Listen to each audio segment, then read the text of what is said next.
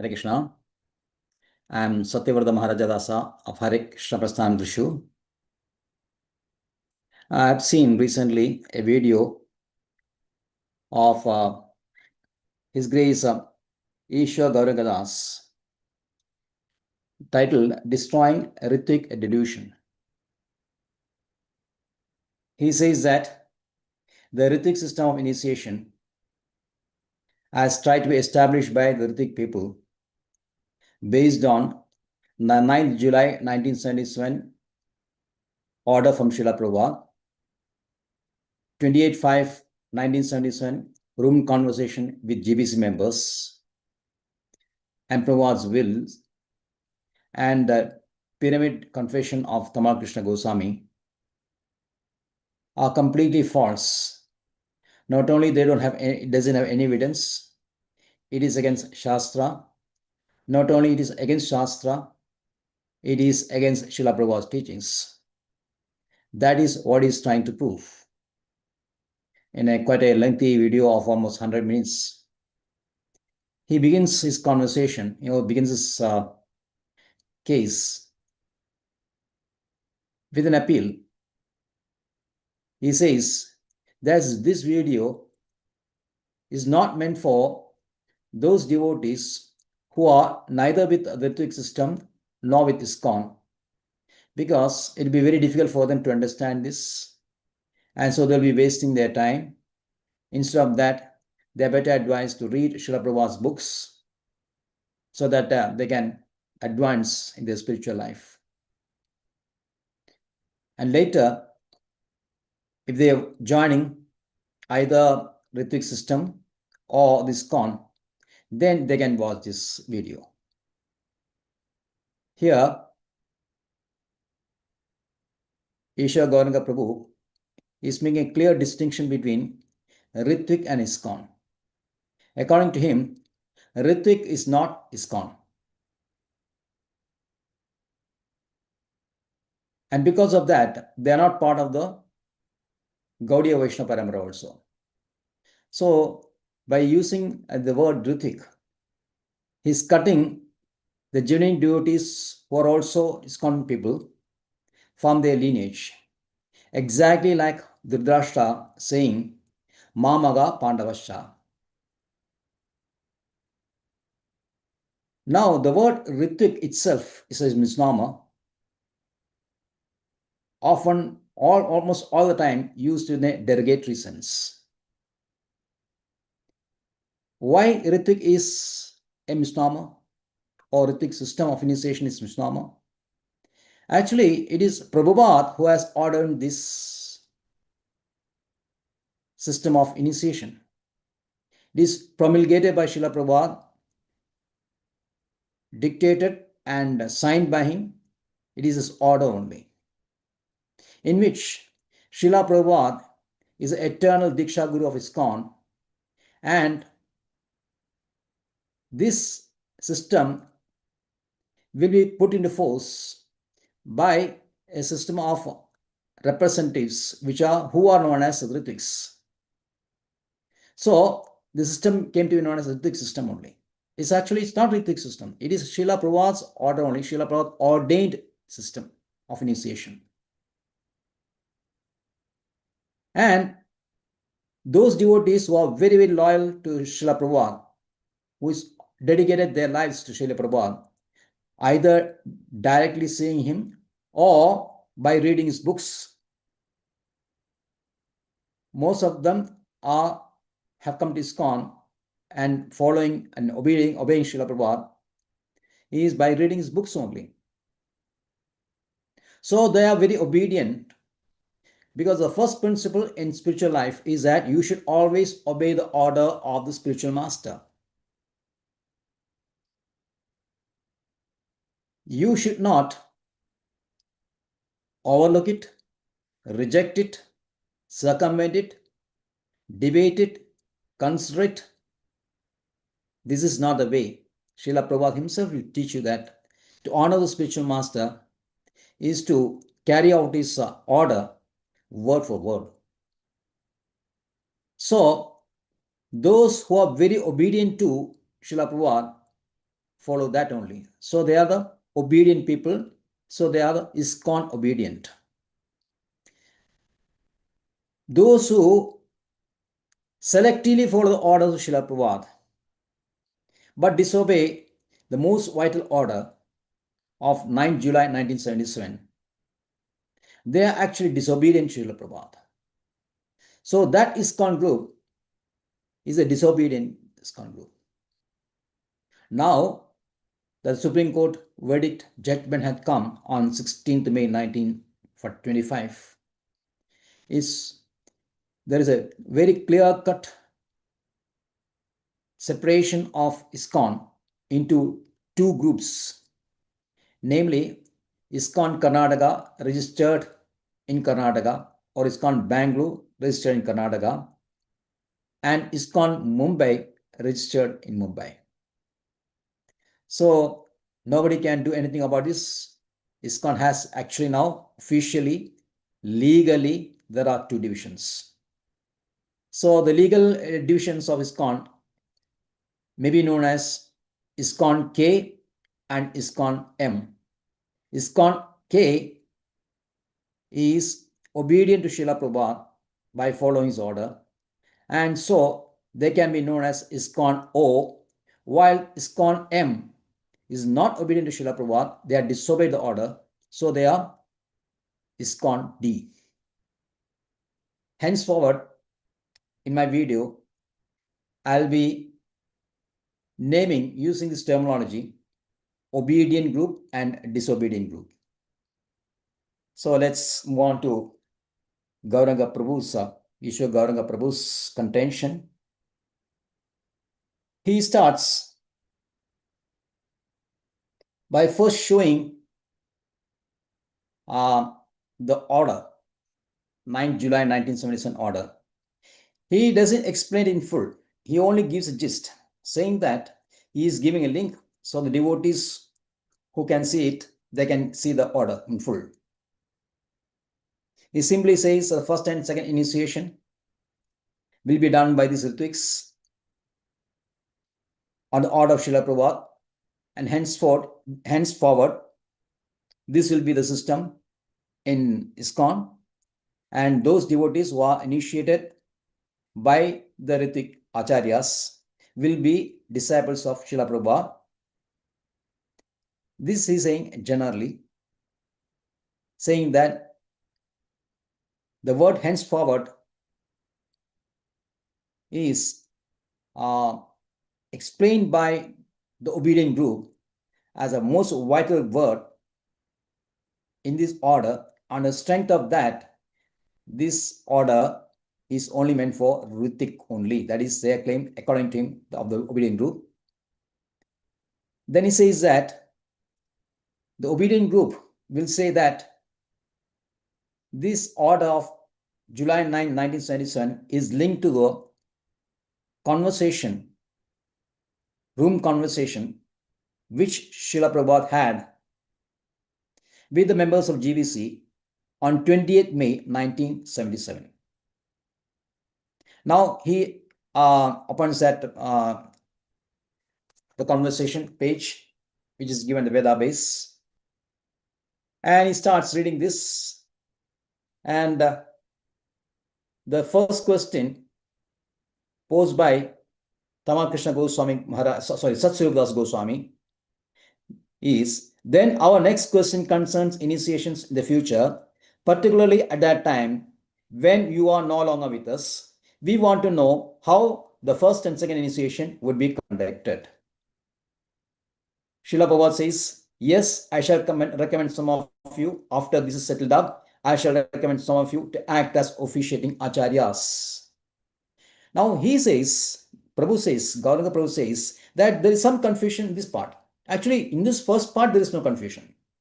The question of Satyavrta Das is, next question concerns initiation in the future, particularly at that time when you are no longer present with us. So this future can be divided into two time zones.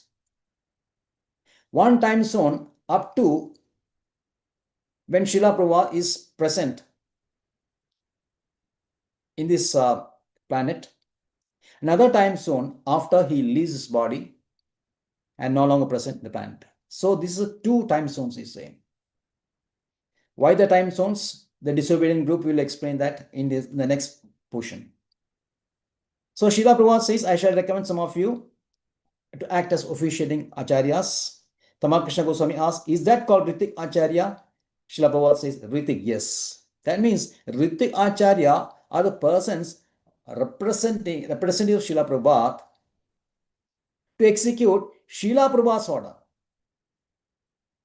So the system actually is only Srila Prabhupada ordained initiation only. It's not Ritik system. It's not Ritik system initiation. It is Srila Prabhupada ordained system of initiation. It's very clear. And then Tamal Krishna Goswami, Satyavrta Das Goswami asks, then what is the relationship of that person who gives initiation? And then Srila Prabhupada says, his guru. But he does it on your behalf. Again, Satyavrta Das says, Srila Prabhupada says, yes, that is a formality because in my presence, one should not be a guru. So here, Srila Prabhupada says, on my order, Amara Nyaya Guru Hanam. By my order. Then Satyavrta Das Goswami asks, so they may also be considered as his disciples, your disciples. So here's a confusion. And Ishwar Gauradas says, yes, there's a confusion. We agree with that. It is ambiguous. It is not unequivocal. It can be read, interpreted both ways. The obedient group will say, see, already Srila Prabhupada said that he is an Acharya and these are only representatives. So naturally, Srila Prabhupada is a guru and they are only representatives, only oritics. So the second question posed by Satyavrta Das Goswami as to what is the relationship with the person who gives initiation, and that means the people to who they give these to, whose disciples are they? That question is not relevant. Because it's already established Srila Prabhupada is a guru, then naturally they belong to Srila Prabhupada only. Now, the disobedient group will say that Srila Prabhupada, as long as he is there, present in this life, the first time zone, as long as Srila Prabhupada is present, the new devotees will be Srila Prabhupada's disciples. Because by the etiquette which says that Amara Nyaya Guru Hana, it's only for in my presence. My presence, one should not be guru. On my order, you can be guru, but not in my presence. This is a etiquette. So, on that basis, the disobedient group will say that as long as Srila Prabhupada is alive, the newly initiated disciples are Srila Prabhupada's disciples only. But once he leaves the planet, then they are these Ritviks becomes regular gurus, and the disciples becomes their disciples only. That is their argument, which is also logical. We have to accept that. Both are logical. So that is why that is not very clear. It's a bit ambiguous as to exactly what Srila Prabhupada meant here. Then Satyavrta Das and Tamal Krishna Goswami says, okay, that is very clear now. But last, Srila Prabhupada stops and says that when I order, you become guru, he becomes a regular guru. So when I order only, that means when I order only, then only whatever that has been discussed will come into force. Now, Gauranga Prabhu, he says that based on that, the obedient group will say that, okay, Srila Prabhupada says, okay, when you become regular guru, you can be, you can accept disciples, they will be yours only. But where is that order? Here, Ishwar Gauranga Prabhu says, okay, the order is not there, but we have to see two problems here, because order concerns with Ritik system only, while previously also the Ritik system was there. While this conversation of 28/5/1977, Loom conversation, talks about a regular guru only. When Srila Prabhupada said, when I order you become regular guru, it talks about regular guru only. So they are not connected. He says, these two letters, the obedient group will say that the July 9, 1977 order is connected to the 28/5/1977 conversation. But he says it's not so. It is linked to rather a conversation which Prabhupada had with Sri Tamal Krishna Goswami Maharaj on 7th July. This is 2 days before the order was issued. He says that in that there is what he gives a history. There is a backlog of devotees who are urgently initiated. Srila Prabhupada is very sick, and the disciples are very afraid that if Srila Prabhupada gives initiation, the karma of the new devotees will fall on him. Already is very sick. So they don't want the situation. At the same time, they are not very sure whether they should do on their own. So Tamal Krishna Goswami explains this situation to him, as that we have to urgently appoint some representatives. And then Srila Prabhupada says, okay, give me the list of sannyasis and I'll mark them. And they start discussing some names one by one. Kirtananda Swami, Bhavananda Swami, Jayaprakash Swami Maharaj, Tamal Krishna Goswami, Hridayananda Maharaj, etc., etc. 7-8 names are there. And Srila Prabhupada also says that whom you consider fit, you have all the liberty to consider this. And so he says that this is the basis. The July 7th, 1977 is a basis of July 9, 1977, which is only to give initiation through Ritik system for this long pending backlog of devotees. It is not connected to the 28th May 1977 discussion, wherein the permanent arrangement was talked about. He says it is not linked, emphatically says that. But here's the problem. It's a blatant lie. I'm sorry to say, it's very blatant lie, because as I said before, he had not read the order in full in his presentation. Why? Because the very first sentence of the order, reads, I'll read for you. Please accept my humble obeisances at your feet. I mean, this is addressed to the GBC members and all the temple presidents. Letter drafted by Tamal Krishna Goswami. He reads, please accept my humble obeisances at your feet. Recently, when all of the GBC members were with his divine grace in Vrindavana, Srila Prabhupada indicated that soon he would appoint some of his senior disciples to act as Ritik, representatives of Acharya, for the purpose of performing initiation, both first initiation and second initiation.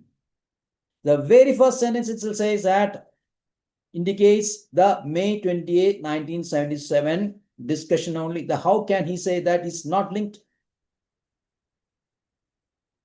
He is totally, deliberately misleading the viewers. About 44,000 or 45,000 viewers is there in these videos I've seen. And because he is very sure that nobody is going to open the link and read this order in full. So it's a deliberate blatant lie. Actually, the July 7, 1977 is only an extension or expansion, because Srila Prabhupada already said that I am going to appoint some representatives, and they are discussing the names are being discussed, and finally they are arriving at the names, and that is the list which is produced in this 9th July. They're discussing who should be the Ritik leaders, Ritik Acharyas. But he says that this is only related to July. If that was the case, the order should have been recently when Srila Prabhupada had a conversation with me on July 7th, 1977.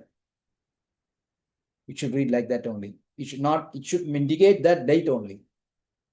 So this only is concoction, a deliberate concoction. It's a blatant lie also, because it is not so. It is actually letter is saying the order is saying that is here in the May 20th, 1977.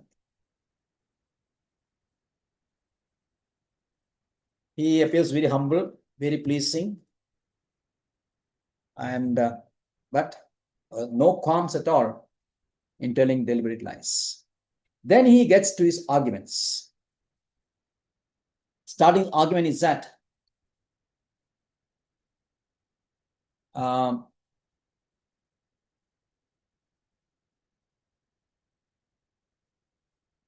why he did not, after giving this order of this magnitude, the parampara turning order, the whole system of initiation was just vogue in the parampara, Gaudiya Vaishnava parampara, is turned over by this single order. Why Srila Prabhupada did not extensively discuss it in the 4 months from July to November, and all of his GBC members, temple presidents, and all the devotees, you should have discussed it very extensively, why he has given this kind of order, because it's so important that why he did not do that. So there is no credibility for this. His argument goes like that. There are 3 answers to this, 3 replies to it. One is that Srila Prabhupada was extremely sick at the time. He cannot expect Srila Prabhupada to go all over, discuss with all the devotees, all the important personalities, explain why he had given this order. It's not possible for him. Secondly, Srila Prabhupada himself has on few occasions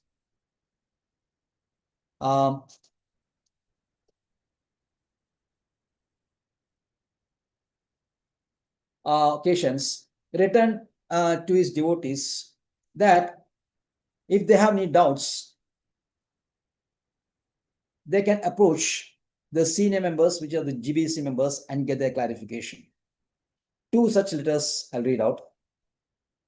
One is a letter to Madhudisha, Los Angeles, 12 June 1972. It says, so I am requesting my good disciples as much as possible to consult the senior disciples in the matter of management, philosophy, and personal problems. Of course, I always welcome to get letters from my beloved disciples, but unless there is some urgent matter, it is better if all the students will address their questions from South Pacific and Australia zone to you.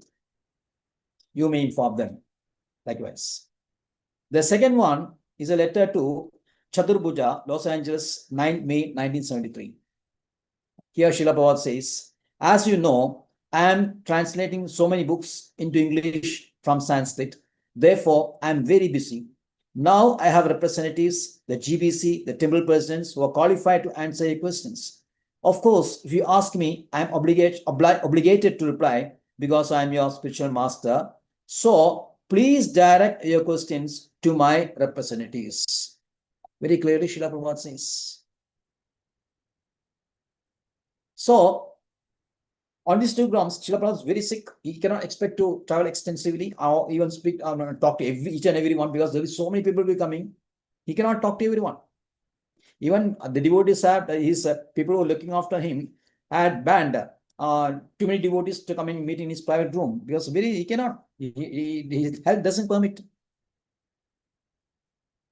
So actually, it is duty of the GBC, especially if you see the resolution of 1/1975, clearly says that the only purpose of why GBC was formed is to execute the orders and instructions of Srila Prabhupada, which they consider as their life and soul, and which has been so mercifully given to them by Srila Prabhupada, is to execute that order only.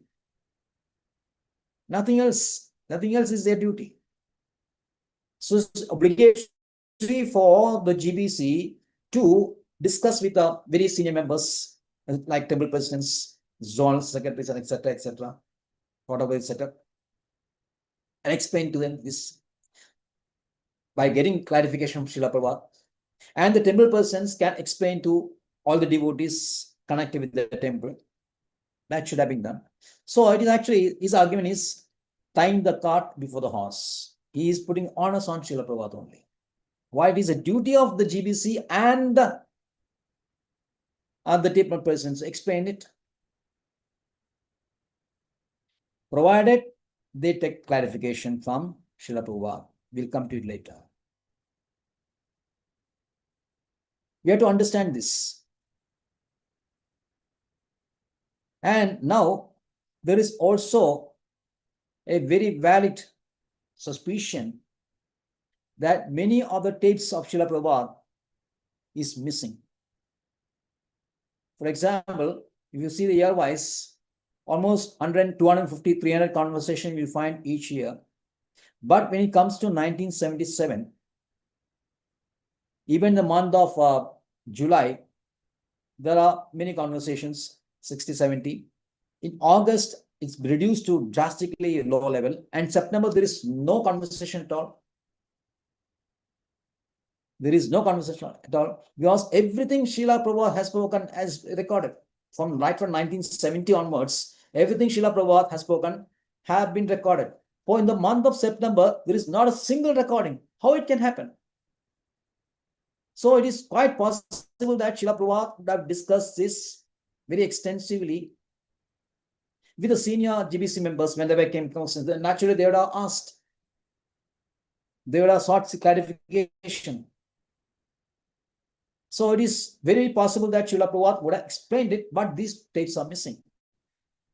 It's very genuine, because there is not a single tape in September, while there are some tapes in November also. There are 60, 70 tapes, while Srila Prabhupada had been there only for 14 days. But September, there is not a single tape.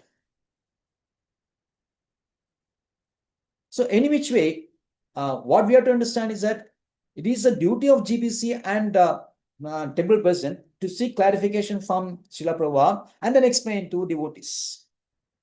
Not the other way around, as contented by our Prabhu.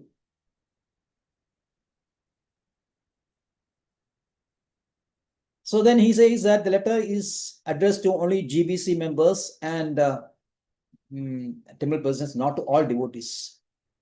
Explanation already given. It is the duty of temple president to explain to the temple devotees as well as the congregation devotees. And third one, another blatant lie.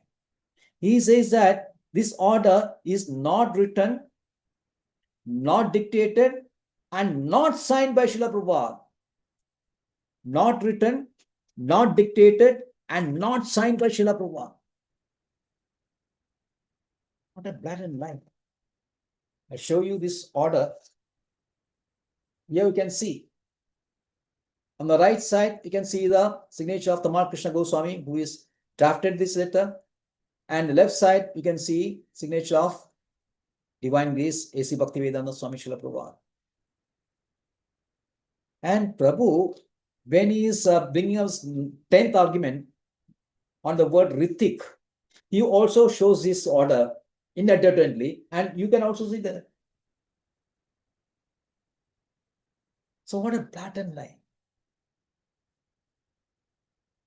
It is very much signed. What do you want? Why you want to show? Why you want to claim that it's not drafted, dictated, and signed by Srila Prabhupada? Only sure it is not an order from Srila Prabhupada. It is only a letter from Tamal Krishna Goswami only. That is what he want to prove. And later he is showing a video also of Tamal Krishna Goswami. We'll come to that. But is it possible that it is signed by Srila Prabhupada? Now we have seen that it is signed by Srila Prabhupada. So naturally, Srila Prabhupada would have dictated it. Srila Prabhupada not whimsically just like sign anything, any piece of paper that comes to him will he sign. Can you imagine Srila Prabhupada doing this? He's very meticulous and thorough person. He will not whimsically do any act. So actually, this is dictated and signed by Srila Prabhupada only. So this is an order from Srila Prabhupada only and not a letter from Tamal Krishna Goswami. It's very sad how the devotees are losing the balance, getting embroiled in the debate and saying whatever nonsense, fabricated lies. Okay, then the fourth one, he says that the name of this initiate deposit is, the order says that after getting initiation, after giving the initiation, these ritiks should send the name of newly initiated disciples should be sent by representatives who accepted him or her to Srila Prabhupada to be included in his Divine Grace initiated disciple book. He says that to send to Srila Prabhupada only, which means that when Srila Prabhupada was only alive, So that means actually this is only Ritik order. This is his claim.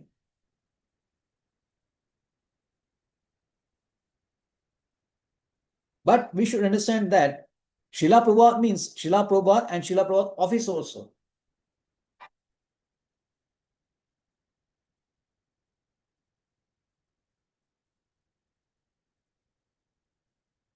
It is not simply Srila Prabhupada himself. Just like when you speak about Krishna, his name, his leelas, his form, his paraphernalia, his dharma, everything Krishna only.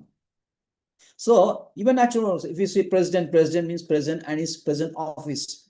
Prime minister and prime minister office and prime minister. So sending letter to Prabhupada means sending to Srila Prabhupada's office only. And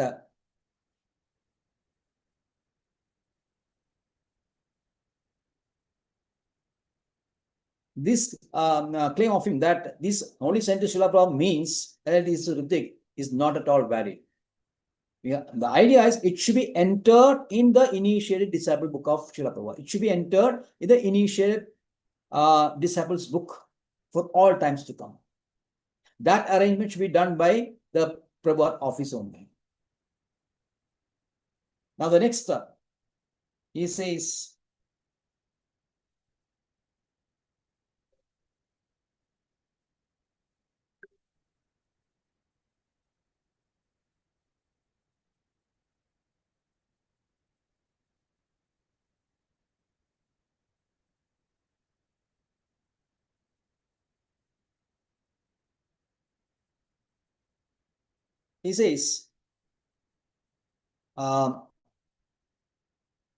may, using a letter may, he said that in this order, temple persons may henceforward send recommendation. He catches on this may thing. He said in a very serious letter, very important letter, very of paramount importance, which is turning the whole initiation system in the parampara. How can you send use the word may? It should be must only. It should be must only, not may. Now this word may is only a polite way of language. It's a polite thing. Politely asking to send, politely asking the temple persons. Now, if you go to Bhagavad Gita, you will find several verses, which is in the grammatical form is not an instruction, but actually an instruction only. For example, verse number 17, or rather verse number 27 of 17th chapter. So 24. Om tat sat iti nirdesho brahmanas trividaspada brahmanas tena vedasya yajnasta vihidapura. There are the three names of Lord Om Tat Sat were remembered by the wise long ago. Brahma, using these three names, which include Vishnu, created Brahmanas, or Vedas, and sacrifice. So the Brahmanas remembered this Om Tat Sat, which means we should remember whenever we are invoking the name of when invoking Yajna, we should remember the three names of Vishnu, Om Tat Sat. Give an explanation in this 27th verse. Baldev Vidyabhushana, in his commentary, he's quoting from Gemini Sutra 3.5.21. It says that these types of statements, though grammatical form does not indicate, is an order, though the grammatical form does not indicate it, it should be regarded an order by the rule of uniqueness, called Apurva. The order of uniqueness, regarded as the order of uniqueness, rule of uniqueness, laid down by Gemini in his Gemini Sutra 3.5.21. Also, if you look at verse number 13 of the 3rd chapter, if you eat the remnants of food offered to Vishnu, it will eradicate all the sins. So it means that you should eat the food offered to Yajna only. So just because you are not using a stern language does not mean that it is not an instruction. It is an instruction only. It is an instruction only. So that is main. And his sixth objection. This is for the most vital instruction objection, is saying that the word henceforward is not meant for rithix but to only temple persons. The wording is this: the temple persons may henceforward send recommendation for first and second initiation to whichever of these 11 representatives are nearest to the temple. So it is a direction only to the temple person only. Now, what is this henceforward? The meaning of henceforward. Previously, we spoke of 2 time zones. One time zone up to a time when Srila Prabhupada is alive. It's manifest in his form. And the second time zone is after he leaves his planet. These are 2 time zones. So, according to a disobedient group, as long as Srila Prabhupada is present, by the rule of the etiquette that you should not accept devotees, disciples in front of the spiritual master, Srila Prabhupada is a guru and Ritiks are accepting devotees on behalf of Srila Prabhupada only. But when Srila Prabhupada leaves this earth, then they become regular gurus and all the devotees initiated by them are their disciples only.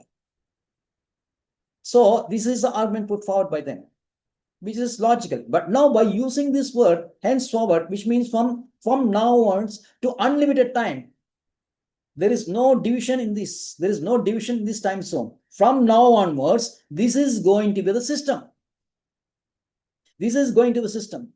So this word henceforward defines the process of initiation completely in full. So when you see that, we really understand the word henceforward, that which means that this is an instruction. The process is that the temple person will forward the names to these representatives, and these representatives will initiate them first and second initiation. And these names, these devotees will be Srila Prabhupada's disciple only, and to be sent to Srila Prabhupada office or Srila Prabhupada to be included in Divine Grace Initiate Disciples book. This is a process only. This is a process. And Prabhu, by saying that temple persons may forward the recommendation to second initiation, to says that is only pertaining to the temple person. So how see the distortion? So gross distortion of order of the word henceforward. Henceforward is a system, how it is implemented. From now onwards, this is the system. And what is the system? Temple president will send to Rithik's recommendation. Rithik's will give initiation, accept them as Srila Prabhupada's disciples, and the names will be sent to Srila Prabhupada to be included in the Divine Grace new initiated disciple book. This is going on. So the next one, 7th, not a continuation of the 28/5/1925. Again, he's using the same argument. That's 28/5/1925 is for a permanent appointment of regular gurus, while this is actually appointment of Rithik's only for overcoming a temporary situation of initiating the backlog of devotees. That we have already seen that this there is a link. This link is between 28/5 and 1997 only. That has already been explained. And the 8th one,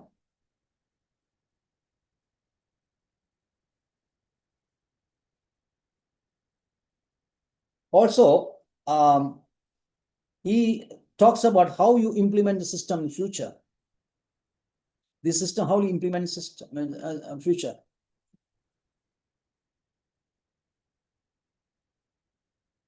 which means he says that the so-called Ritik system, according to him, cannot be carried forward eternally just on the strength of this order. There should be a system in place. GBC must be there. And how will these people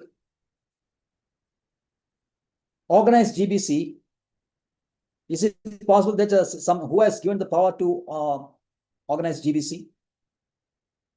He gathered 50, 60 devotees, and out of that, 10, 15 become members, GBC members, and they implement this order. And then he's naming the two devotees, Madhu Pandit Das and Vrindavan Chandra. They have been initiated by their respective gurus. Actually, this is a system. We should follow the GBC only. He's arguing.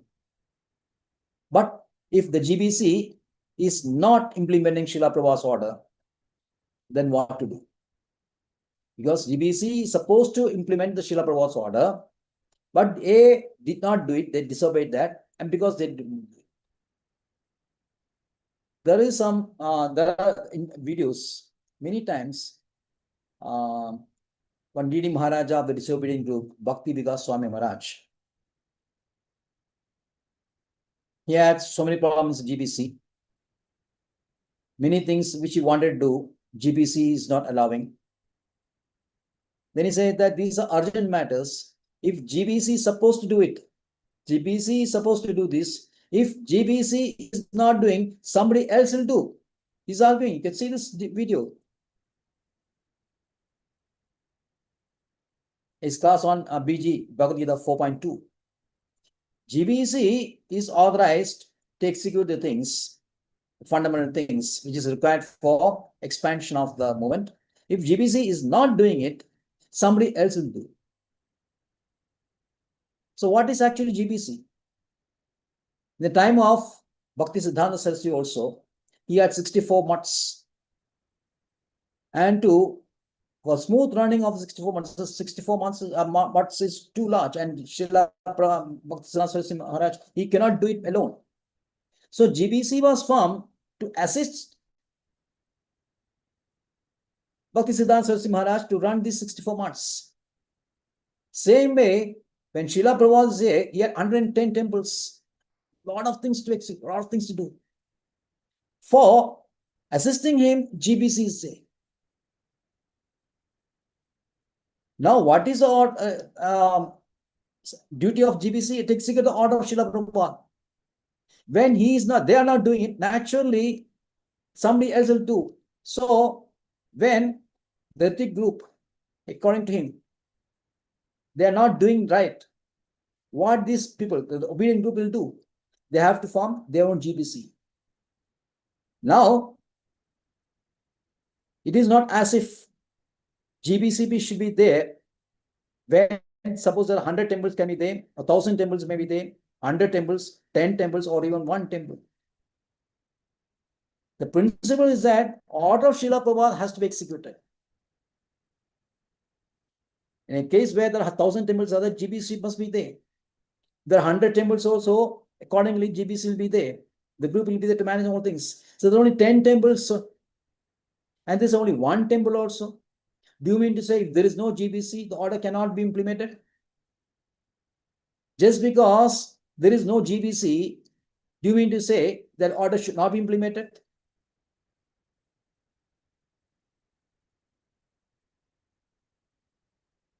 The whole purpose of GBC is to execute the order of Srila Prabhupada.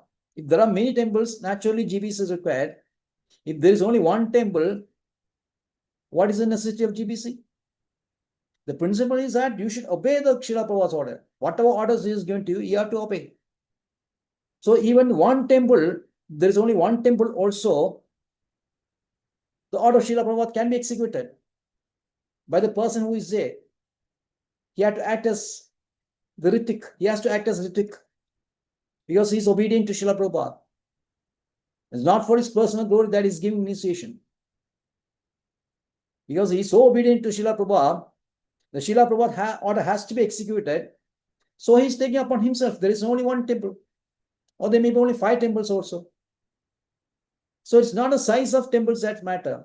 It's not a size of GBC that is matter. It is the only thing is the order has to be executed.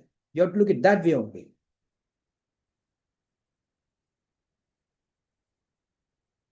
Then the eighth argument says that the order speaks about only for first and second initiation and not sannyas.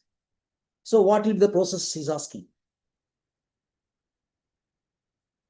Now, when we see this, in the initial days of ISKCON, Srila Prabhupada was preaching widely all over the world.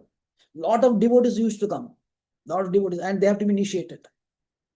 And they were given initiation, Brahmanic initiation, sannyas initiation within a span of 3-4 years. But then when many people started joining, at that time there's a big statement from Srila Prabhupada. Now let's start boiling the milk. Boiling the milk means condensing the milk, which means we are going to be more regulatory, more on strict regulations will be there. Just like that, you cannot be sannyasi. It will take some time.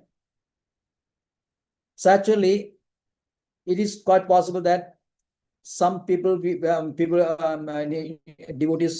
will be in need of will be interested in accepting sannyasa. When Srila Prabhupada is no longer there, what will we do? What will do? Now, in case of Srila Prabhupada himself, he was given the Vaishya Guru. He has a Vaishya Guru. He took the sannyasi from his own god brother, Keshav Maharaj. So Keshav Maharaj became his Vaishya Guru. It's not necessary that Diksha Guru himself should give sannyas. No. There is no Diksha Guru. Is not there. Then the god brother can give.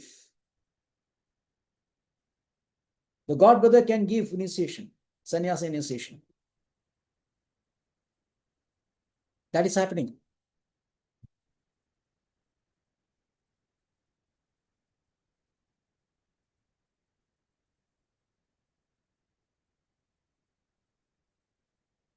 So, system is there, and because that sannyasa initiation can also be carried out.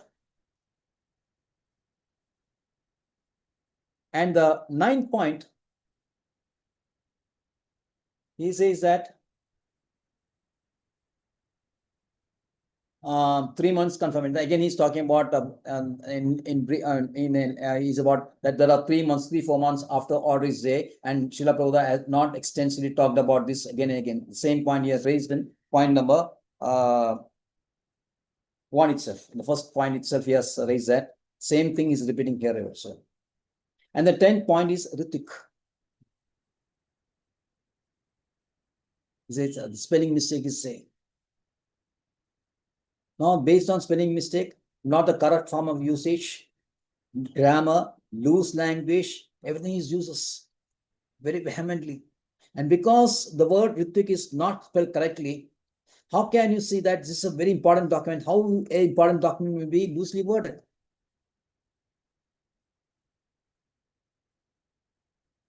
So is that is actually, it is not, because of that only, it is not a last order pertaining to the permanent solution. Upon Ritiks as permanently, it is not so. It is only meant for a temporary solution only, because the word Ritik is misspelled. Then he starts showing a video of Tamal Krishna Goswami Maharaj. He says that, in the video, Tamal Krishna Goswami says that, actually, this letter is written by me only. It is all mine only. And Srila Prabhupada has just signed that. It is all my idea. I have it is my own perception, and I had accordingly written it, and Srila Prabhupada had simply signed that. There will be a contradiction in his statement of the Paramount Confession, Pyramid Hill Confession in 1980, and this video which they are shown. There is a contradiction that which will be explained when you are discussing the Pyramid Confession. But the crucial point here is one point, good point is he says that Srila Prabhupada simply signed that. So that means this letter is signed by Srila Prabhupada. So the Prabhu, Ishagana Prabhu initially said that is not signed by Srila Prabhupada. At least in this video, one good point is that Tamal Krishna Goswami says that it's signed by Srila Prabhupada, although it's all my idea only. So I don't think Ishar Gaurav is very intelligent. You should have edited that portion. Then only you should have shown this video. So he's self-defeating. This video is self-defeating for him.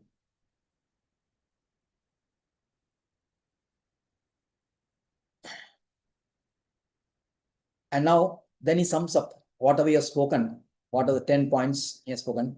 He sums up by making a big appeal to Matajis and devotees of the obedient group. And he gives a general mood of Srila Prabhupada. He says that the mood of Srila Prabhupada is very important. What he wants to do for institution, what is his idea, what is his vision, everything he speaks. And because a few leaders have overturned this on the strength of just one letter, how it is possible?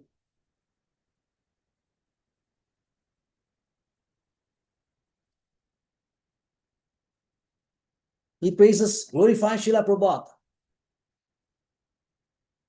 extensively, great glorification. But ultimately, what happened? After all glorification, you usurp his position. You usurp his position. That's what happened.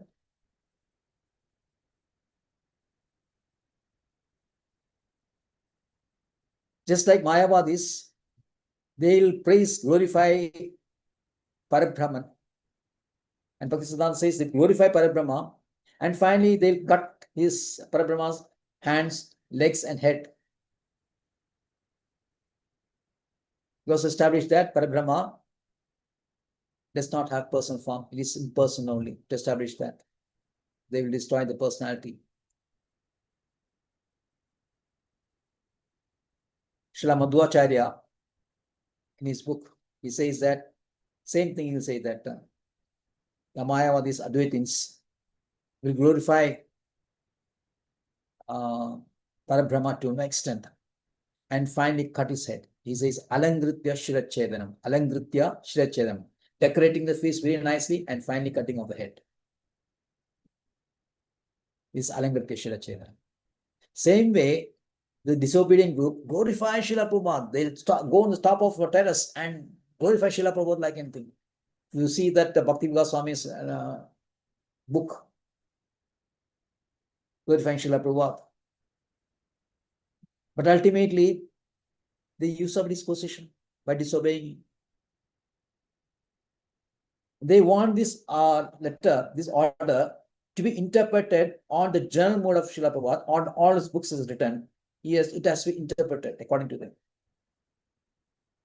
They are not ready to accept the direct meaning of this letter. Direct meaning is very clear.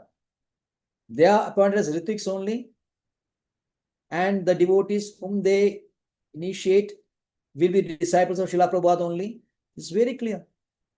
If you read that any layman who has got no connection with this con, if you read this book, if this is order, you will very understand this is order only. But you are not willing to take the direct order. What is our approach? What is the Gaudiya Vaishnava approach to scriptures, which is defined by Chaitanya Mahaprabhu only? If you see Chaitanya Charitamrtam, Adi Leela, chapter 7, Lord Chaitanya in 5 features, where he's debating, he's defeating the arguments of Adi Shankara.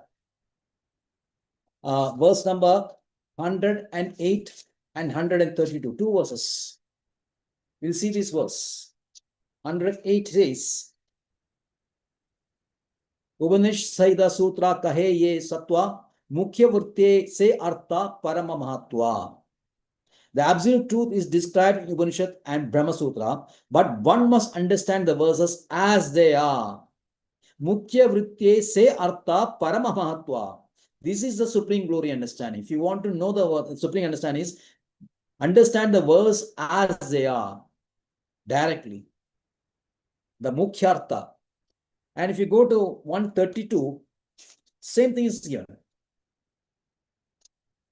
132 says, Swada Pramaveda Paramashiromani Lakshana Karile Swada Paramadahani.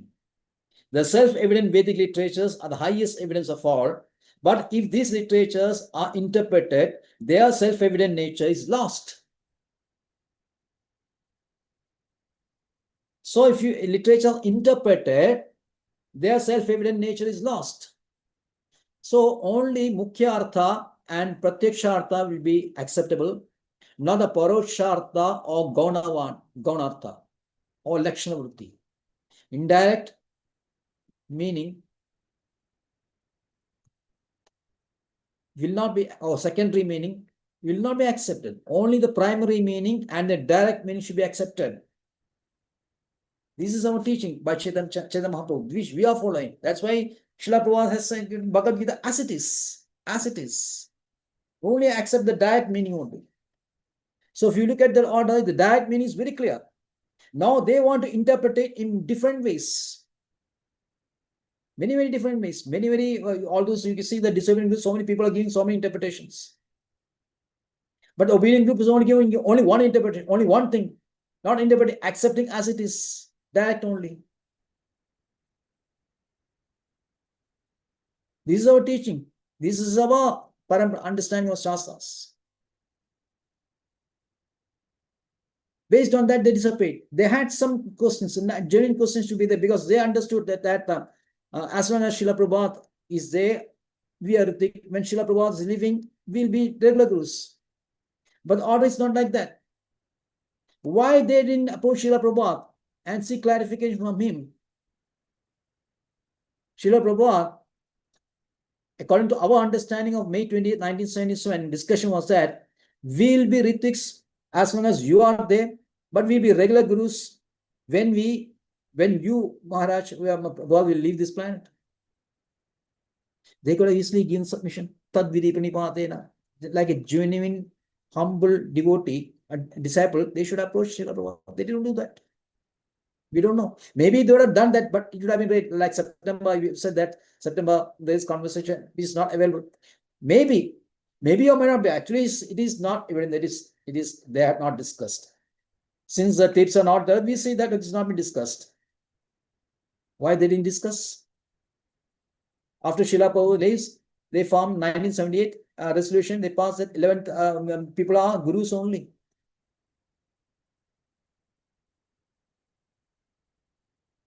Isn't it completely dishonest? Isn't it usurping the position of Srila Prabhupada? What is the real truth then?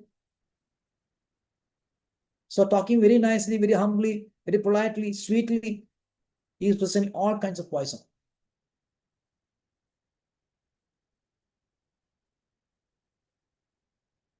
Now, then he comes back, the 28th conversation, the last word, order from when I order, you become guru. When I order, you become guru.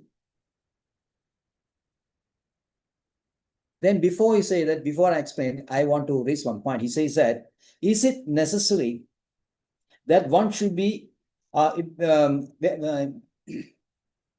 is it necessary that there should be an authorization from a guru before he can accept disciples?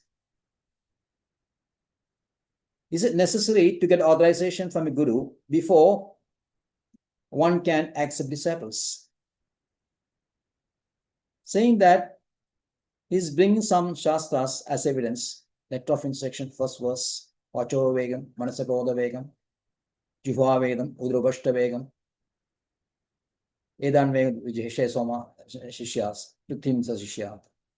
But any person who has strict controls our senses, strict control of senses, he can be guru and he can accept disciples all over the world. So that is one qualification, sense control. Then he quotes Chaitanya Mahaprabhu, Kiba Nyasa, Kiba Vipra, Kena Shudanaya, Ye Krishna Tattvajnana, Wo Haya Guru. One person who is thorough with Krishna consciousness, science, he can be Guru. There's a second qualification. Then he quotes from Srila Prabhupada himself. Letter, so one letter to Tushta Krishna on 2/12/1975. Keep trained up very rigidly, and then you become bona fide Guru. You can accept disciples in the same principle. So rigidity, that means your sadhana should be very rigid. So these are the three qualifications. And he quotes some other quotes from Srila Prabhupada also, saying the necessary, if you have the qualities, you can be Guru. There is no need for someone to give sanction or order to become a Guru. Or authority is not required. That is his argument. Okay, fine. If the quality is there, you can be a Guru. But who will ascertain this quality? Who is a person who can ascertain that person has qualities to become a Guru, accept disciple? How can it be ascertained? If I think that I have, or if I feel that I believe that I have some qualities, can I be a Guru and accept disciples? Does the system work that way only? Then anybody can be a Guru and accept disciples. The qualities a person having should be ascertained by one person. And who is that person? The Guru himself. Only Guru knows what is the quality of his Shishya.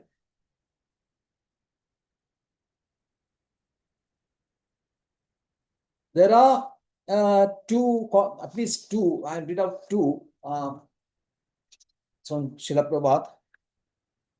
Why authorization is essential to become spiritual master. Srila Prabhupada quotes from Srimad Bhagavatam, Canto 4, Chapter 8, verse 54. He says, one should take initiation from a bona fide spiritual master coming in the disciplic succession, who is authorized by his predecessor spiritual master. This is called Diksha Vidhana. So you can accept initiation from a spiritual master who is authorized by his predecessor. That means you have to be authorized by your Guru only. Then only you can become a Guru.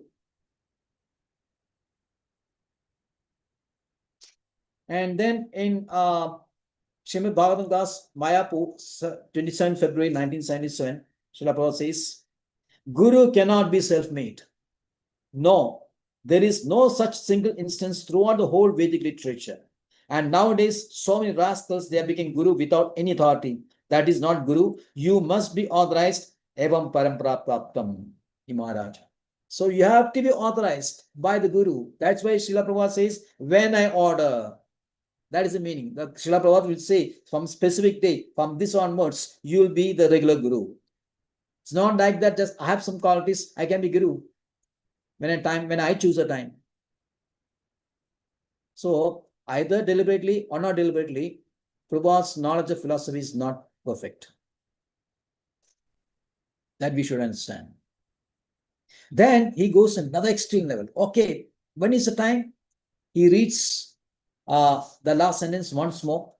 He says that when I order to become Guru, he becomes a regular Guru. Then he says that you be Guru. He adds that. He says that, Srila Prabhupada says, when I order you be Guru, then you be Guru. That means he has given the order there itself, on that point itself, the time itself. For example, he gives an example. If I ask you to jump, you have to jump. Then I say jump. That means you have to jump that itself. That means order has already been given. This is a fabrication of the order. Let's read that order once more. Last sentence of this conversation. Srila Prabhupada. When I order you to become Guru, he becomes a regular Guru. Comma. When I order you to become Guru, you become a regular Guru. That's all. He becomes disciples of my disciples. He becomes disciples. When he becomes a regular Guru, when I order you become Guru, that's all. He doesn't say that you are Guru now. That is his fabrication. Now, okay. Now, suppose it is the fact that, okay, Srila Prabhupada has said that you are Guru now. then the order would have been different. Order would have been, the 9th July order would have been different. How it will look? How it will look? Recently, when all the GBC members with divine grace in Vrindavana, Srila Prabhupada indicated that soon he would appoint some of his senior disciples to act as Ritik. And when he leaves, they'll be regular gurus. He should have done that. If that was the intention of Srila Prabhupada, I would have clarified very clearly. Srila Prabhupada was not anything ambiguous. It's very clearly, he should have done that. They are Ritiks and they'll become regular gurus when he's no longer there. That should have been the format of order, the form of order. So bluffing concoctions, everything will not take you anywhere, Prabhu. It's too bad.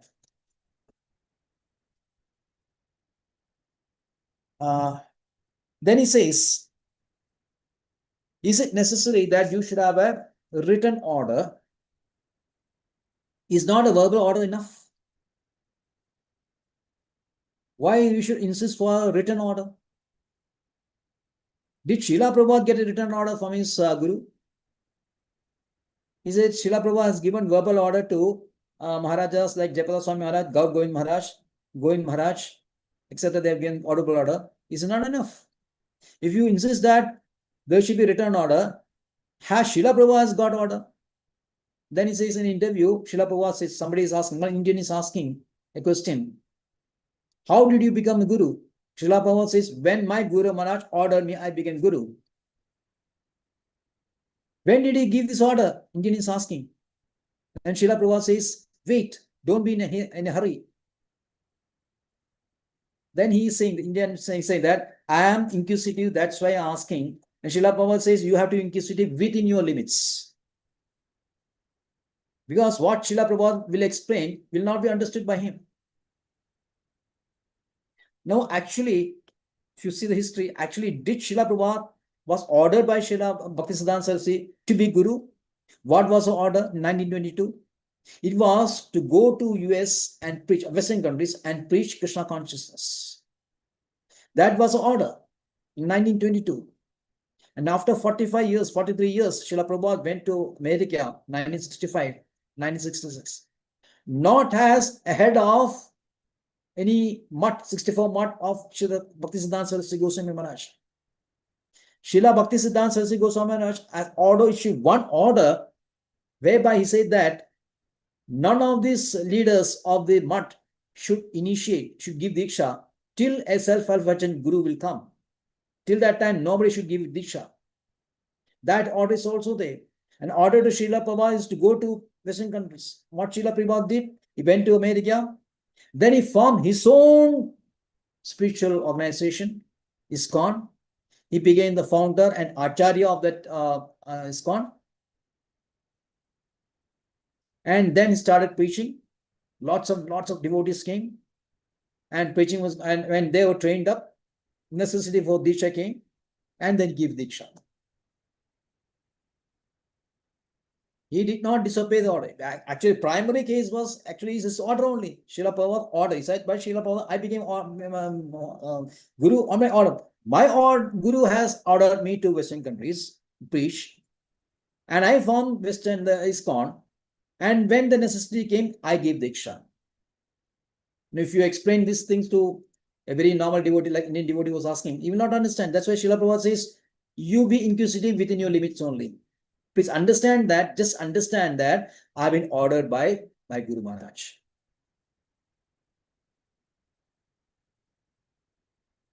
So same way, Srila Prabhupada given, but there is, after that, subsequently, the order is given.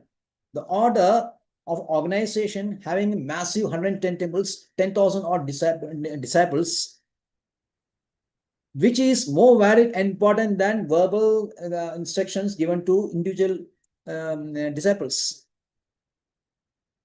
Okay, both may be valid, but since this is coming in order, what should have been the duty of those devotees or your disciples who had received this verbal order from Srila Prabhupada to be guru?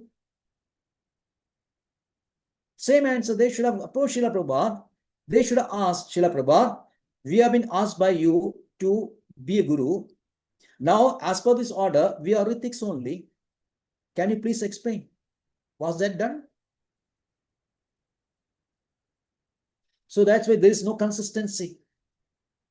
There is no consistency.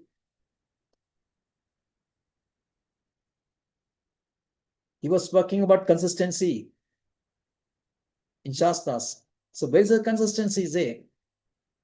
Srila Prabhupada is giving an order, and these people, without discussing with Srila Prabhupada, they went ahead and became gurus.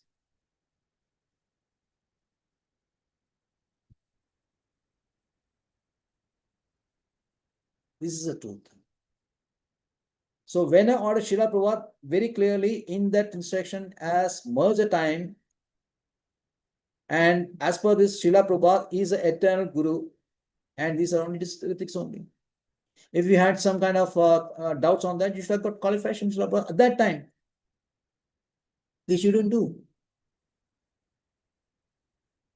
There's a difference between the Prabhupada order of Bhaktisiddhanta Saraswati Prabhupada. There should not be a we should not initiate. There should not be a guru. But Srila Prabhupada in his organization said that I am the eternal guru. And GPC is only instructing guru. Now they have turned it ulta. The gurus are Diksha gurus and Srila Prabhupada is Shiksha guru. Srila Prabhupada is Shiksha guru on the strength of his books. He is Shiksha guru and he is Diksha guru on the strength of his own order. He is both the Shiksha guru and Diksha guru of his God.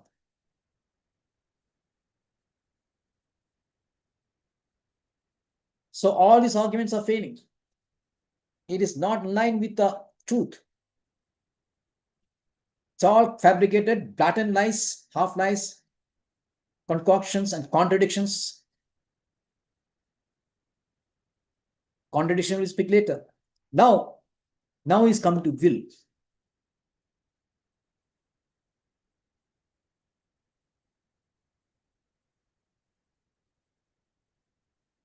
He goes to will and he just reads that portion only, which he says is very relevant. Yes, it is actually coming in the third clause of his will.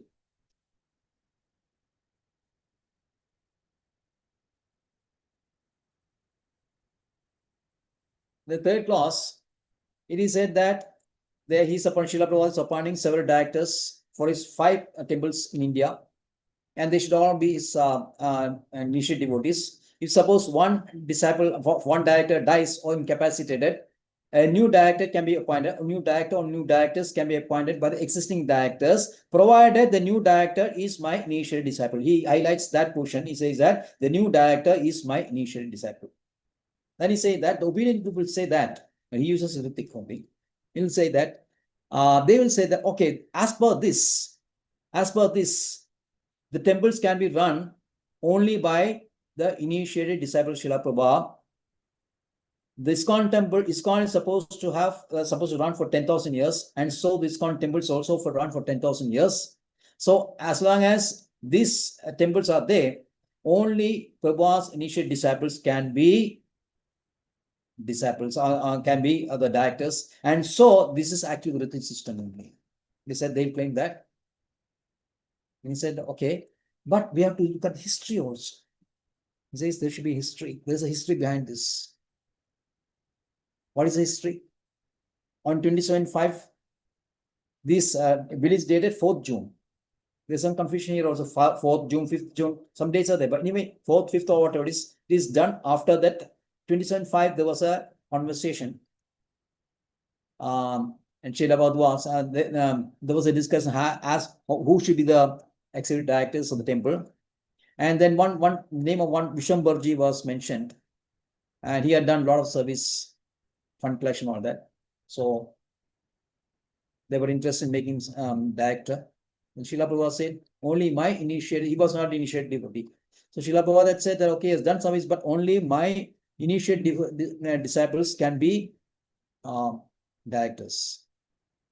Then Giriraj Maharaj, who was interested in the draft work of drafting this will, he heard that this explanation given. Okay, this is right also. He heard that. Prabhu heard that, and then he drafted. And he included this portion that directors, new directors should be directors of Srila Prabhupada's initiate disciples only, new directors. Directors will be Srila Prabhupada's initiate disciples, and the new director also it will be Srila Prabhupada's initiate disciples, without thinking the consequences. He's very sympathetic. The Prabhu is very sympathetic towards Giriraj Maharaj. He's very young. He doesn't know legal things. He only knows service of Srila Prabhupada. He's not very educated in legal matters. So whatever he heard, he just drafted it and gave to Srila Prabhupada. So being very young, very naive, he didn't know that. He's very sympathetic. While in the order, when there are some words like Ritik, May, and all that, was firing from all cylinders. Now he also says, okay, this person, he is very young, he is not very expert in legal matters. He just overheard and give it to Srila Prabhupada. And Srila Prabhupada signed it. Okay, they accept. Giriraj Maharaj, he may not have run the consequences. But who has signed that? Signed by Srila Prabhupada only. It was dictated by Srila Prabhupada and signed now by Srila Prabhupada. Will you say Srila Prabhupada will not think about this? How it is possible that my initiate disciple can run the temples for 10,000 years because I leave the body? If his argument like that, Srila Prabhupada also will think like that. He's not naive as Giriraj Maharaj. Then why did he sign this? You should not have signed that. You should have indicated this mistake and say that you draft it again, making the corrections, the errors. But Srila Prabhupada did not do that. He signed that because that is the intention of Srila Prabhupada. This is the intention of Srila Prabhupada, that only my disciples will run because this is a system, this Ritik system will be in place.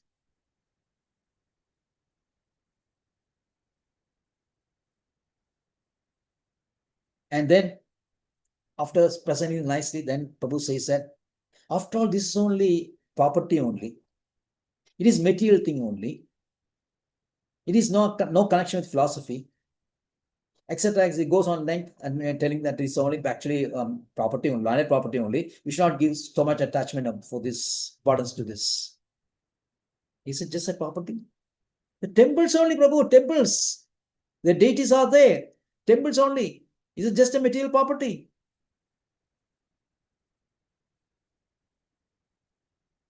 Okay. One more thing you should understand, that in all walks of life, whether you are a sannyasi, grihastha, vanaprastha, brahmachari, everything should be under control of spiritual master only. In all sphere of activities, whether it's material or spiritual, we should take the sanction from the spiritual master only. This is Shastra says. Shastra itself says that spiritual master order should be order only should be obeyed in all matters. In all matters, not only spiritual but also material also. Please refer to Srimad Bhagavatam, Canto 7, chapter 24, verse 12, where it is saying that Grihastha can engage in sexual affairs for procreation or appropriate time with the order, permission from spiritual master. With permission from his spiritual master only he can engage. That purpose, Srila Prabhupada is defining this, giving the big purpose, a very strong purpose, that everything is under control, whether be a sannyasi, everyone is under control, and every activity is under control of spiritual master. So how can you distinguish this only landed property, this only material only, other is only spiritual? False arguments. And one more thing, very interesting thing. This is a version of how he defends, how he circumvents this order in his and he's doing Ishwar Prabhu. How to circumvent this direct order, direct meaning order. There is one devotee, disciple of Srila Prabhupada, Rochana Dasa. He had written a book called Defeat of Ritik Vada. That is very popular with the disobedient group. They said that this book has convincingly defeated all the arguments of the Ritik arguments.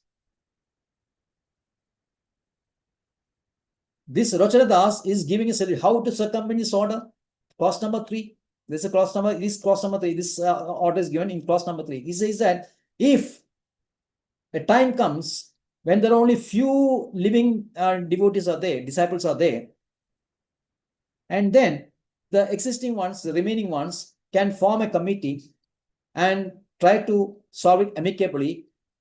Fair solution should be brought up and implement that for the interests of running these temples. And then he says, if there is some dispute in this, then a court may be approached and the proposal should be given to, appeal should be given to court. And with the help of court, take a verdict with the judgment which is fair to Srila Prabhupada and the existing system, and that can be implemented. Here, Prabhu is overlooking clause number 2. I'll read the clause number 2 of this will. Clause number 2. Each temple will have be an ISKCON property and will be managed by 3 executive directors. The system of management will continue as it is now, and there is no need for any change. It should continue as it is now, and there's no need for any change. This you can find several teachings of Srila Prabhupada. Don't change anything. Don't add or subtract. Don't do this. You should take everything as it is and the way it is. Don't change anything. So how can you modify this order? How can you modify this clause?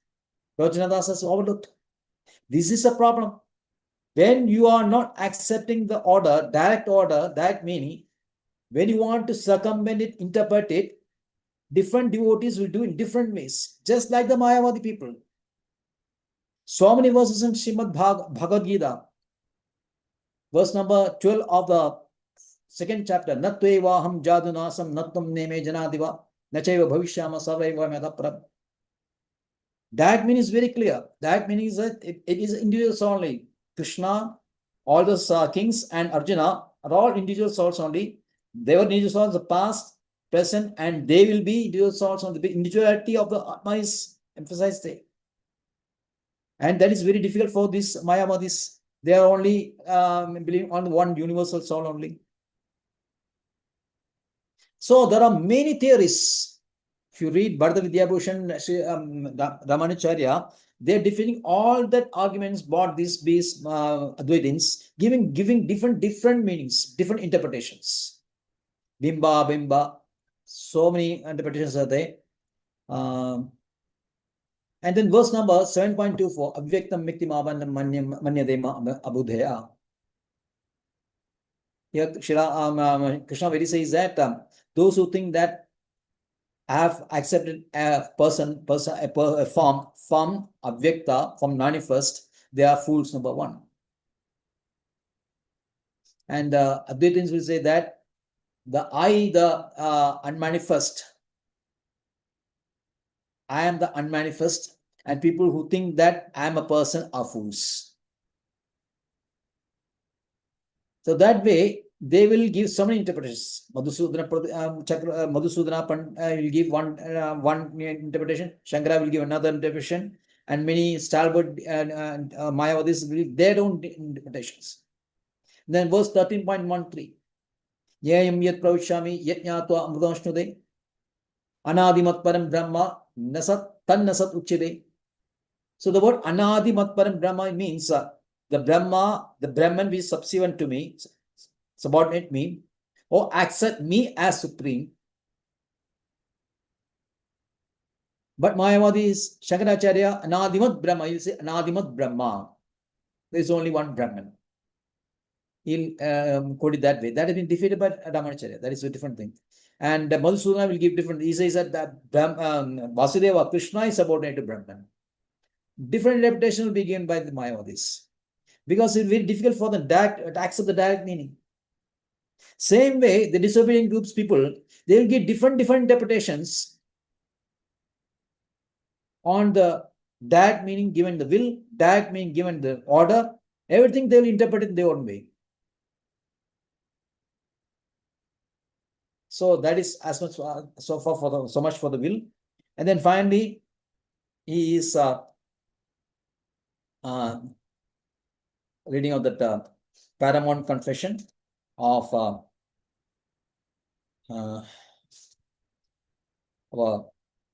Tamal Krishna Goswami Maharaj.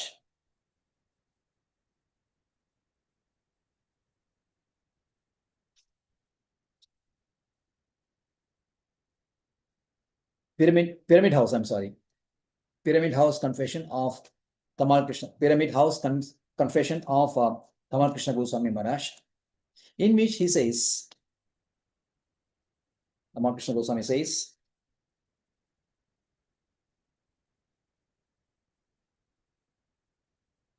yes.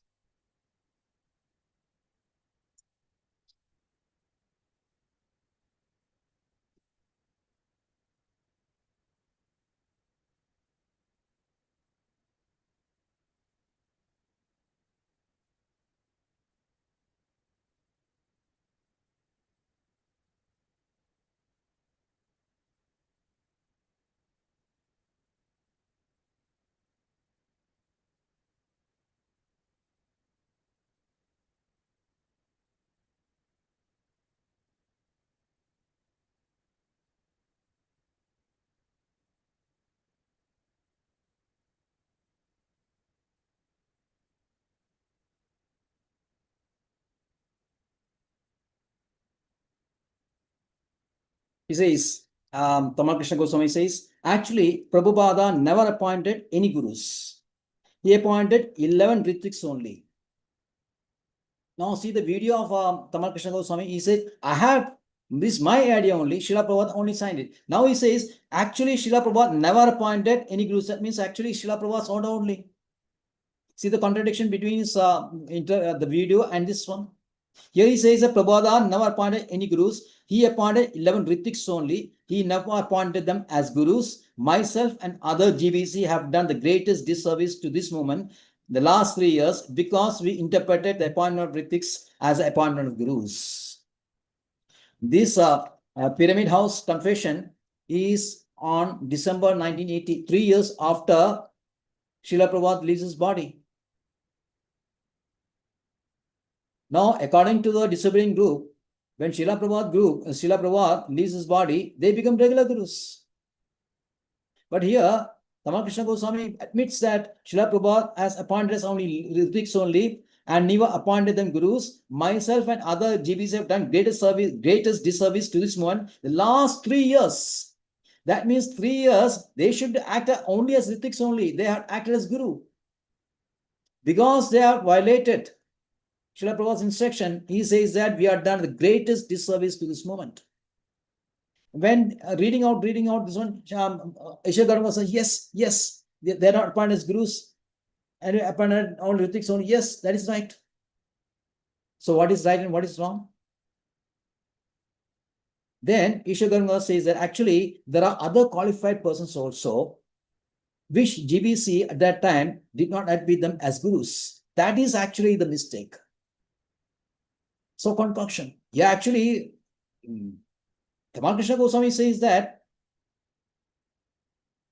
he has not appointed Srila Prabhupada as now appointed any gurus, appointed them as 11, this 11 persons only. They are 11 persons, Ritiks only. And we had done, the 11 persons, 11 gurus, we had done the greatest disservice the last 3 years because we interpreted the appointment of Ritiks as appointment gurus. Crime is not that later date we are not admitted other gurus, other persons, qualified persons as gurus. It is that we, the 11 Ritiks, have acted as gurus. That is a mistake or that is a violation that is done by and is admitted by Tamal Krishna Goswami Maharaj. So, Ishwara Gauranga Prabhu is saying that the real actually is that they not accept the other qualified persons. That is admission. That is actually the sense of admission.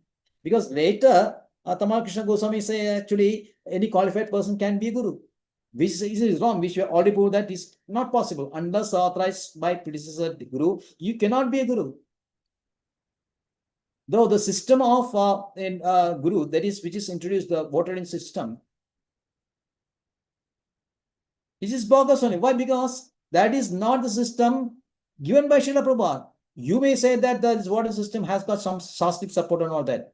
I've seen IASP interview contention that actually there is support of Narottam Das Goswami. There is support is say that the voter system has got authorization. But where is the thing? There is not accepted by Srila Prabhupada. Srila Prabhupada order is this only. So you cannot bring any other system and say that has got Shastic support. So that is bogus also. And one of the arguments is that of the Ritik group, or disobedient group, is that there should be always a live guru. This is the tradition. They said this is a tradition. We should always go by tradition only. And a guru who is no longer there, departed guru, cannot accept disciples. This is against tradition only. This will be a live guru. Because ISKCON, like a bona fide organization, always goes by tradition only, and Srila Prabhupada also goes by tradition only. A few years back, a couple of years back, there was a hue and cry in ISKCON, the discipline ISKCON, our appointment of FDG, female Diksha Gurus. People opposing that argued very vehemently that this is not in tradition, this is not our tradition. Matajis cannot be Disha Gurus. There's nowhere in scriptures. It is against tradition only. Then His Holiness Gopalakrishna Maharaj, Goswami Maharaj said that ISKCON is not a traditional organization. This statement from him. He says that ISKCON is not a traditional organization. So there is no harm in appointing the female Disha Gurus. But at the time of accepting Srila Prabhupada's order, then they said that this is not in tradition. See the contradiction again. See the contradiction. They are not willing to accept Srila Prabhupada's order because they want to become gurus. At the time, they will raise a point that tradition is not, as per the tradition, this departed guru cannot give initiation. Again, they should have discussed with Srila Prabhupada at the time. They didn't do that. They just came to the conclusion this as per is against tradition, so we are gurus. Talking about tradition, as per the Kshatriya or royal dynasty, always the first son becomes a king. That is a tradition, Kshatriya tradition. And if we go to Ramayana, Sri Ramachandra is the eldest son, and he is to become the emperor. And Dasharatha duly announced that also, declared that also, that Sri Ramachandra, Lord Ramachandra is going to be the king. So the coronation of Ramachandra was declared on such and such a date. But before the coronation took place, Kaigeyi came into picture, and by her adamantcy, Dasharatha had to change his mind. So Dasharatha called for Sri Ramachandra and said that, my dear son, you are not going to be king. In your place, Bharata will be king. Sri Ramachandra smiling said, yes, father, no problem. He could have asked Dasharatha, that's as per tradition, I am the first son, and I should be the king. But now you are saying that Bharata will be king. Now also you have declared that I am going to be king, just like Srila Prabhupada's teachings. You are all trained up to gurus. Now you declare that you already declared that I'll be guru. Now you say that I'm not guru. Did Ramachandra say that? He very happy and smiling, he said, yes, father, I'm ready. I am not, let Bharata be king. You have to go to forest. I'll go to forest, no problem. So this is a paramount. The spiritual master order is greater than tradition. Another in Srila Bhagavatam also, this is the same in Kardama Muni talking to Brahma talking to Kardama Muni. It's very clear that the order of spiritual master and father should be always obeyed with a big yes, sir. This is more than tradition. But within tradition itself, there is a contradiction in disobeying group. They'll accept female Disha Gurus can be appointed, but Srila Prabhupada's order they will not accept.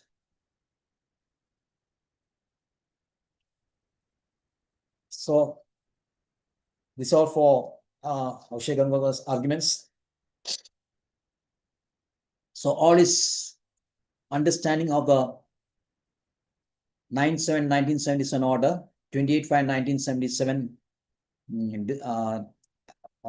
discussion with the GBC members, 4 June 1977 will, and Pyramid Hill Confession of Tamal Krishna Goswami are totally, his arguments are totally based on blatant lies, half-truths, fabrications, concoctions, and contradictions. And finally, he is discussing the recent proposal given by Madhu Pandit Das for peace settlement. He says it's not practical. He gives his own reason for it's not being practical. Okay, we will not discuss that. But towards the end, he says, regarding the Supreme Court order, he says actually the society was formed in 1971 while Srila Prabhupada was alive, but it didn't come through because there were some problems, and so it was not registered. It was actually registered in 1978 by Guru Maharaj, the Hamsadutta Maharaj, 1978 only. It was registered as ISKCON Karnataka. And then 1993, the land was brought in the name of ISKCON Karnataka. Now he says that in between 1971 and 78, there's some fabrication, something was done, fabrication, tampering, forged documents were presented, and based on that only, this was formed. Karnataka, ISKCON Karnataka was formed, and although the judicial court gave the verdict in favor of ISKCON Bangalore, the High Court overturned this order in 2011 and said that there is some fabrication, some forging of documents was there. But the Supreme Court, in its judgment, 16th May 2025, they clearly said that title belongs to Bangalore only. They rejected the judgment of High Court when they said that there is some fabrication or false forging of orders. Supreme Court said even if the rubber stamp will affix at a later date, it doesn't affect the title. So they are not finding any fault with fabrication. There is no fabrication at all. Prabhu says that now Dayaram Das, I think he was conducting the case on behalf of the disobedient group. He said he's looking to his matter. He is finding out the reasons why Supreme Court has given this order,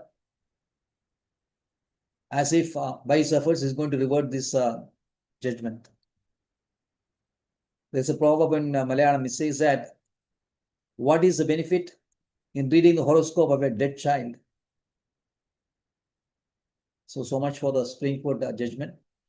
What he's trying to say that actually the Supreme Court judgment is also influenced, not directly, but he's hinting at that.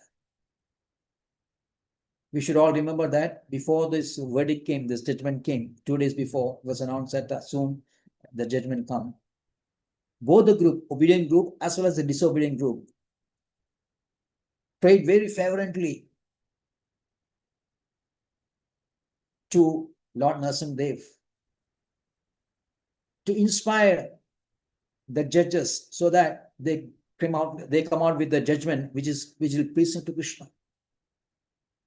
And now we have seen the judgment which is pleasing to Krishna. Why can't they accept that? Instead of trying to hint that this is actually influenced. So there also, their trust in Krishna is not there. So thank you, that's all. Thank you very much. Please understand things directly as it is, and there will be no doubt at all that Srila Prabhupada, on the strength of July 9, 1977 order, 28/5/1977 discussion with the GBC members, 4th June, the will of Srila Prabhupada, all are meant for the Prabhupada ordained initiation only, which is Srila Prabhupada will be the eternal Diksha Guru of ISKCON, and the representatives, the ISKCON, or the ethics, will only execute this order. Hare Krishna. Thank you very much.